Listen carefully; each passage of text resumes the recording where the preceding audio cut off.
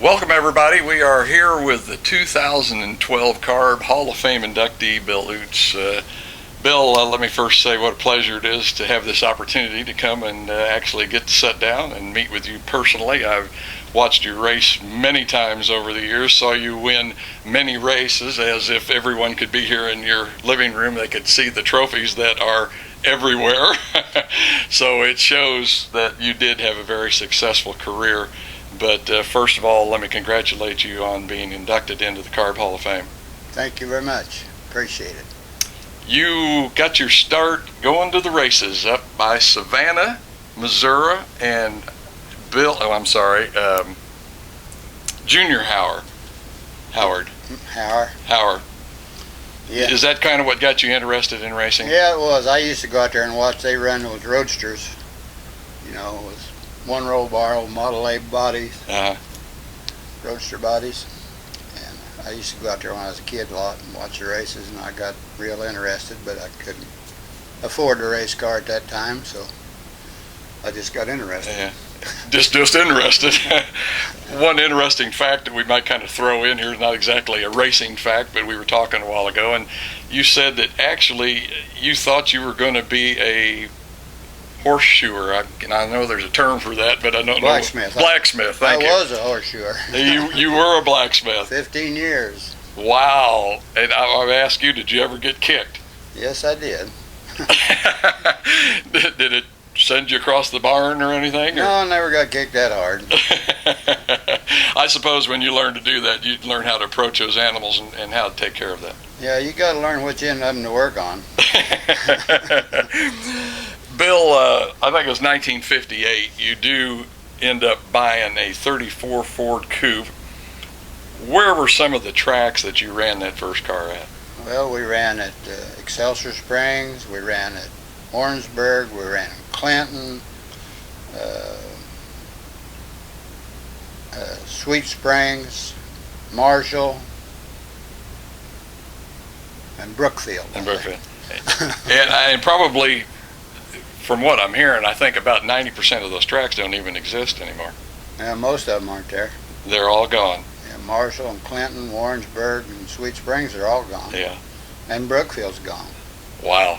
It's amazing how much of our racing history just sort of disappears. And I mean, when it goes, it's gone. It's off the face of the earth. You can't even tell where they were. It really is. You cannot believe we used to haul those cars on an open trailer. You can't find one anymore. Everybody had one. I don't know where they went. And when they went to power steering and took the manual steering out and put power steering in, you can't find a manual steering gear anywhere.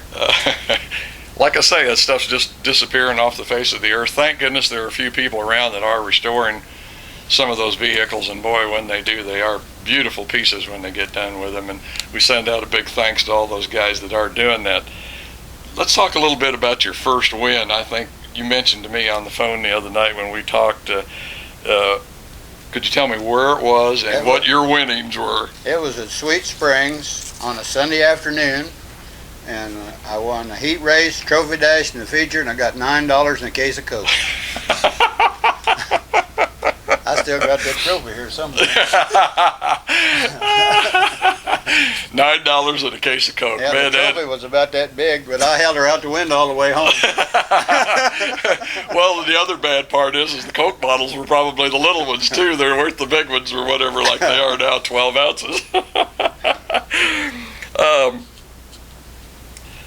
You told me also that probably the way you felt personally, you won some other races, I'm sure, during this time, but you felt like those first 5 years were really a learning period for you, and that you felt like it took you 5 years before you really felt like you were a racer. That's true. And why was that? I mean, just the competitive part, knowing how to dial the car, or what? Well, I had a lot to learn. My foot was heavy, but my brain didn't work real good, Yeah, okay. And Jerry Blundy was probably the biggest help I had. He told me if I'd slow down, I'd go faster. So, and I started following him and found out that worked. just get behind him and stay with him? Yep. Yeah. I followed him up there at Knoxville. Yeah. Well, did Did you have the opportunity though where you could get around him? Or Oh yeah, well, I passed him several times. So the student kind of took it to the teacher, huh? Yeah, well, he's a real racer. He's good. Yeah. Between 1958 and 1960 is when racing really kind of takes on a big change. That's when the small block Chevy really comes into play, and really especially into super modified and sprint car racing. Boy, I mean, it came on the scene and really made a big impact. Do you personally remember any adjustments or anything that you had to make in order to go with that more horsepower, I presume is what the deal was, because the old flatheads just didn't have it? What I really had to do was learn how to drive again. Yeah. Because it changed everything. Car setup was different. Of course, we didn't really have a good setup back in them days. If there was somebody there you could bank off of a little, you could get around the corner faster. Used him to turn with, huh? But that's one thing I had to learn to do, to not do that, Yeah. to run better. Now, when the small blocks came in, from what I remember when my cousin Charlie raced, it wasn't fuel injected. It was, what was it, 3 2-barrel carburetors or 6 2-barrels or something like that? We ran 3, and then we went to 6, and then we went to fuel injection. Yeah. And there again, another big change with the fuel injection. Was that harder to deal with than the carburetors? The first night we put the fuel injection on this car, we blew a motor. We built a new motor that night and put the injectors on it and went out here to Thunderbolt Speedway. Yeah. And I went out and hot lapped the car, and I come in and I said, boy, this thing ain't running at all. Marvin was my mechanic, and he said, Marvin Nicholson. Okay. He said, it may not be running, but you just run the fastest lap you've run all year. Do you think possibly some of that could have been that it was a smoother power band more than what you were used to with the car? And it changed the sound of the motor too. Oh, okay. It just didn't sound like it was Okay. sharp. Yeah, it just sounded different. Your first track championship was in 1964, and I mean at a pretty prestigious place, not just where you go out and win one of the local championships, but you do it at Knoxville. And who were some of the guys that you won this championship against? I mean, Well, Jerry Bundy was second. Yeah. And Earl Wagner and Kenny Greitz. Yeah, I think you mentioned Saldana to me. Yeah, Joey, his dad, not the Joey, not the young one. his Yeah. dad. Yeah. Little Joe, they called him. Yeah. So Knoxville, even then, was still drawing quite a few major sprint car drivers, probably within a distance where they could drive in a day or something like that. Because Saldana did not live in this area, did he? No, he lived at Lincoln, Nebraska. Okay. They probably had more local races, and I know they had 3 times as many people on Saturday night as they do now. Uh-huh. But they was, there'd be 60, 70 cars up there. Uh-huh. It was just super modifieds. They didn't have 2 or 3 classes of cars like they do now. Yeah. And I think one thing we should clear up too, like you say, this was still pretty much in the super modified era. Yeah. Sprint cars had not really come in the way they would later on. No. It was a couple years later. Yeah. Well, of course, they were running sprint cars then, but I wasn't. Yeah. I was going to say, I think it's 66, 67 is when you get your first tubular chassis sprint car. And by this time, sprint cars had really moved in, and the super modifieds were pretty much really on their way out, because once the tubular sprint cars came in, the super modifieds kind of went to the wayside, and man, I hated to see those go, because some of them were some beautiful machines, first of all, and it was really close and tight racing with them. But you also make the switch to the sprint car in 66, and you switch to a C.A.E. car, which is a car from California. Why did you guys, or whoever the car owner was, decide to go with a C.A.E. car? Yeah, that's one of the better cars at that time, so we thought we had to have one. Yeah. Were you driving for someone then? No, it was my own car. It was your own car, and you just, I don't want to say followed the pack, but I guess you went with what the trend was. Yes. Of course, a lot of people didn't have that type of car. They had some from Pennsylvania or some they'd built themselves or whatever, but we bought one of those and it worked real good. I ran it in 66 and 67. Okay, these were still wingless sprint cars. Yes. And one thing I meant to touch on, and I forgot, and I'd kind of like to go back just a minute, talking about running with the super modifieds, was pretty much only a roll bar. Well, no, that's not true. The super modifieds had a cage. Yeah. But I guess it was the sprint cars had the roll bar. Yeah. And not a total cage. But I think you were telling me you had a bolt-on cage. Yeah, that's right. And because that way we could change it, put the cage on it, run it, and change the tail section, and we could run it as a super modified. And then see, we run on Friday night out here at the fairgrounds, and then Saturday afternoon it was sprint cars, so we'd change the tail and take the roll cage off and run it in a sprint car. Yeah. I think we discussed in those days, there were two determining factors as far as who determined the rules. And of course that was IMCA and USAC. And I think you were telling me that IMCA was the one that didn't want the roll cage? No. Or was it vice versa? Well, no, they didn't want us to have roll cages. And finally, when they said you could put a roll cage on it, it had to be chrome plated. So everybody had to chrome their roll cage. And then 1 year later, you could run any kind of roll bars. You didn't have to have them chrome plated after you spent all that money. Now, were they still just bolt on? That's the other thing that's still just kind of... You had to have bolt on to get them off to chrome them. That still kind of gets me, because I can't imagine still having a roll cage that only 4 bolts holds it on. Because we all know when you take a flip in a sprint car, it gets pretty violent with no spring. I mean, with no wing on it. It actually had 6 bolts, but they're pretty strong. Were they? Yeah. It would hold up. Oh yeah. Yeah. Wow. When you were driving with just the roll bar, did it ever affect your driving any? I mean, did you ever have it in the back of your mind, or was it something you just never thought about it? All you had was that little roll bar back there. Once that green flag waves, you forget all about them bars. Never enters your mind. You're concentrating on something else, huh? Trying to get to the front. Okay.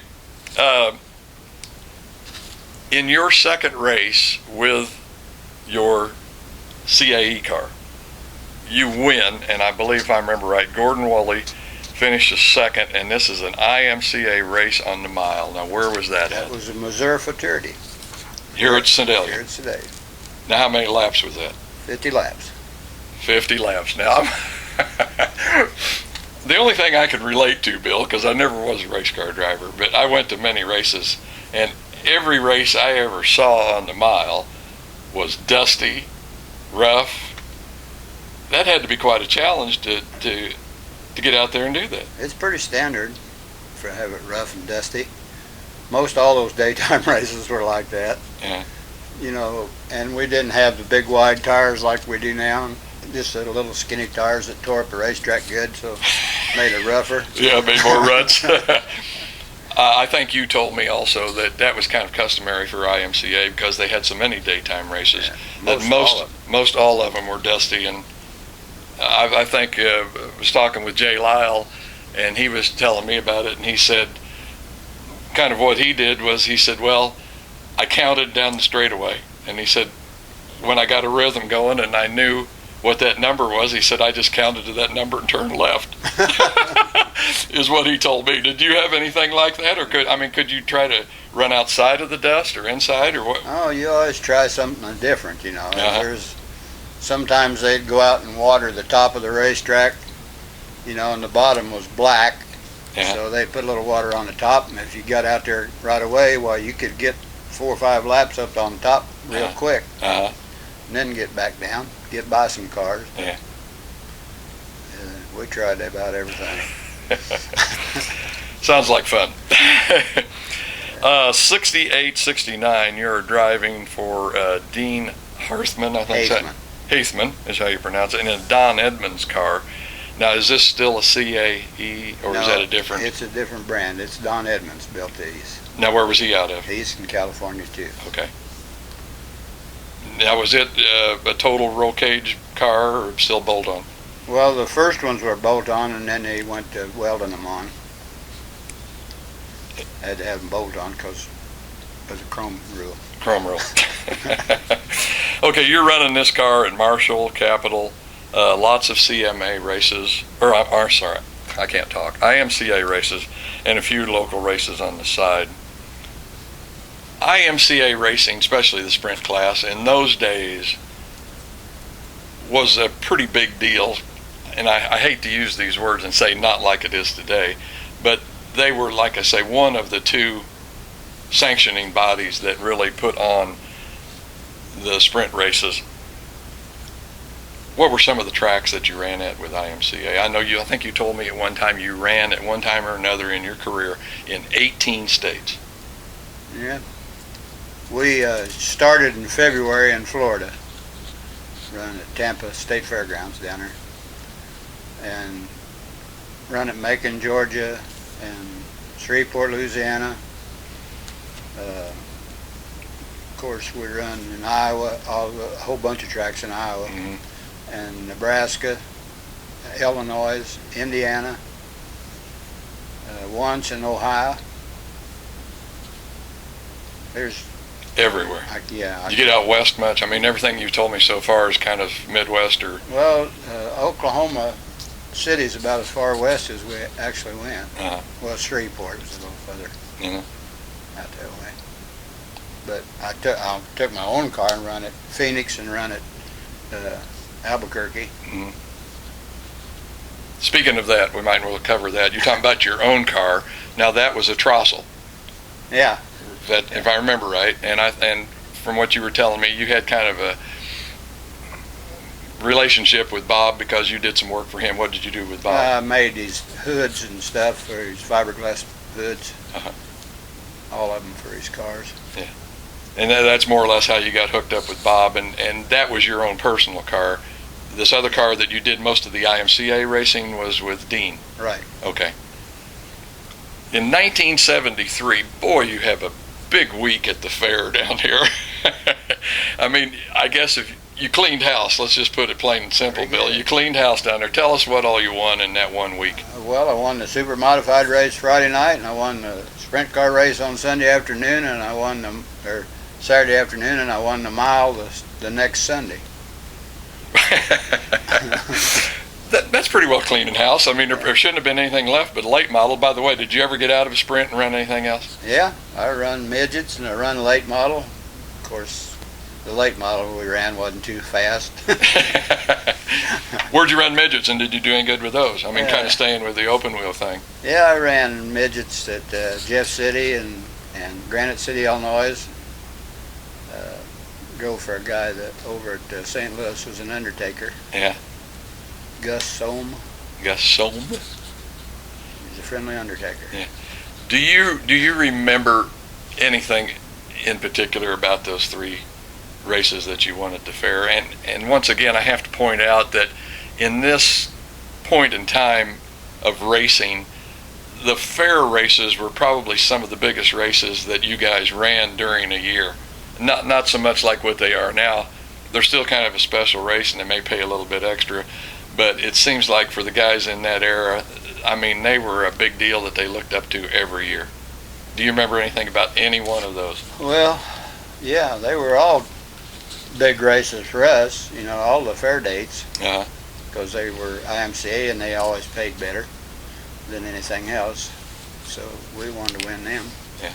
Get a little spending money there. Yeah. Get to the next race.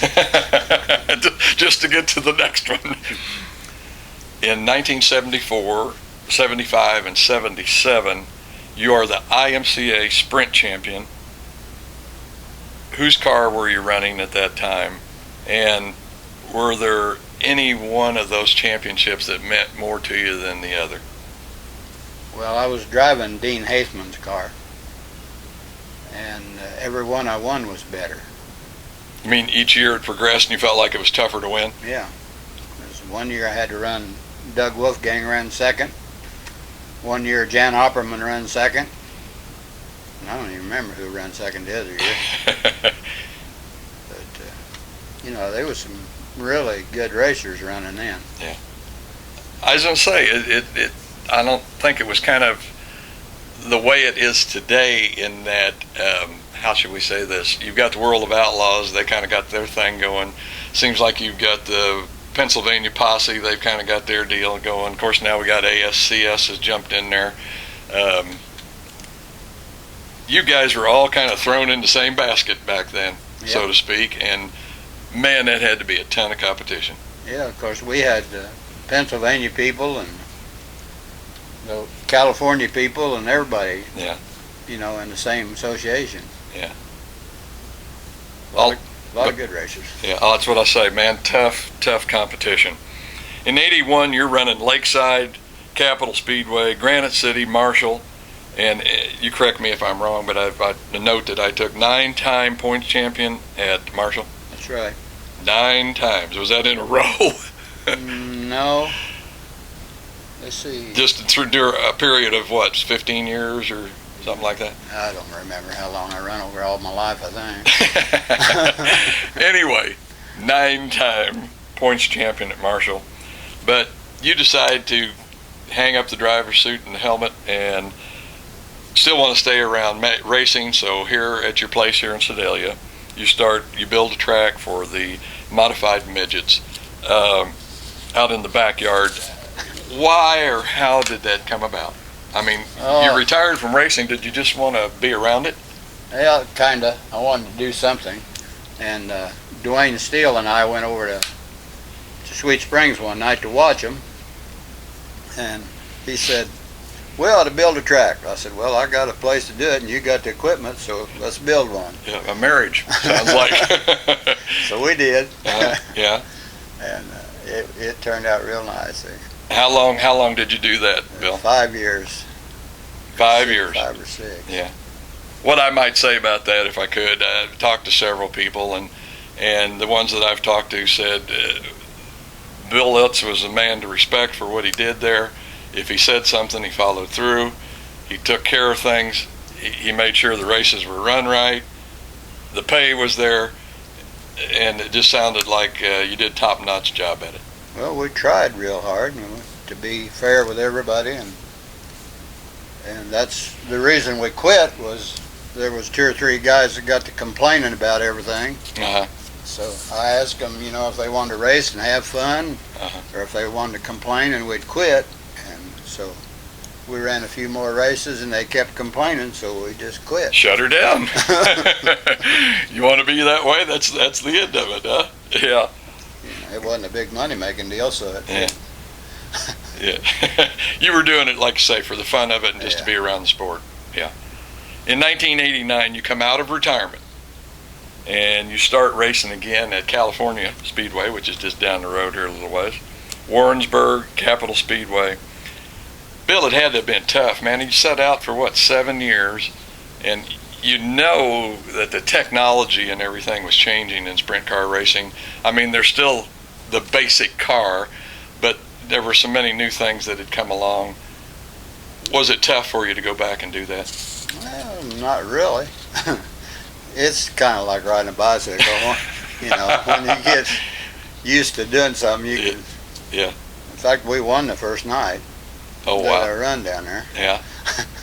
That had to be a thrill, because I mean, that is a bull ring. I know you and I talked on the phone. I love that little track. And we talked about how narrow it is and the speeds. Of course, Jesse Hockett had a handle on that thing like crazy. Yes, he did. But to go back and start, had you raced at California before then? Or did it even exist? You had? Yeah. Mm-hmm. Okay, so you knew what it was. Yeah.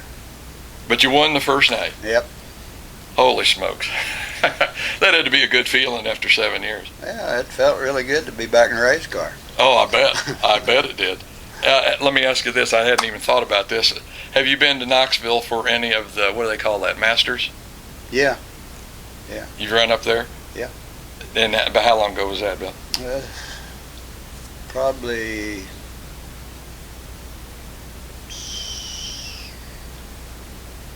boy, I'm not sure when I run up there last. It's okay. Last 10 years, something like that? 15? It's probably been longer than that. Yeah.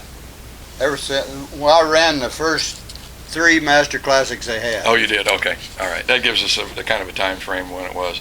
Now, was this in 360s or 410s? 360. 360s. That's all you can run in Masters Classic. Yeah. I was going to say, talk to Ricky Weld's wife, and she said that he was just absolutely thrilled when he had his opportunity to go up and run the fastest time in a 360 that he'd ever run at Knoxville. So had to be fun, like you say, to get back in it and do it up there, especially on that trail. Yeah, it's fun to go up there anytime. I agree. I'd go anytime. Bill, excuse me. What was the biggest thrill you had in racing? Well, I don't know if it was turning over. Which you probably lost count of. How many times? Let's see. Yeah, we turned over a lot when I first started. I think you mentioned to me something about the 3 IMCA championships. Yeah, that's probably my biggest thrill. That and being loaded into the Hall of Fame, these places at C.A.R.B and Knoxville. And speaking of that, I think it was 2003 you went into the Knoxville Hall of Fame.